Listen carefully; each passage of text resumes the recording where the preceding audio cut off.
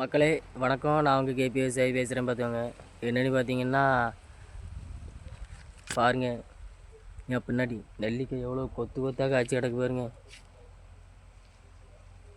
நான் ஒன்று பறித்து வச்சுருக்கேன், சாப்பிட்டே இருக்கும். இந்த நெல்லிக்காயை வச்சு நம்மளுக்கு நிறைய நன்மைகள் இருக்குது. நான் ஒவ்வொருத்தர்கிட்டையும் படித்து சொல்கிறேன், யாருமே காது கொடுத்து கேட்க மாட்டீங்க.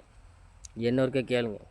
இந்த நெல்லிக்காவில் வந்து நம்ம உடம்புக்கு உடைய ஊட்டச்சத்துக்கள் நிறைய இருக்குது. அதனால் கிடைக்கிறவங்க பறித்து சாப்பிடுங்க.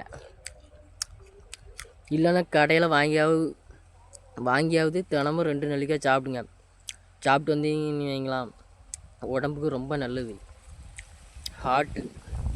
ஹார்ட்டுக்கு ரொம்ப நல்லது. நெல்லிக்காய் கொஞ்சம் ஒரு மாதிரி தான் இருக்கும், அதெல்லாம் பார்க்காதீங்க. உடம்புக்கு நல்லது எதையோ எல்லாத்தையுமே ஒதுக்குவீங்க.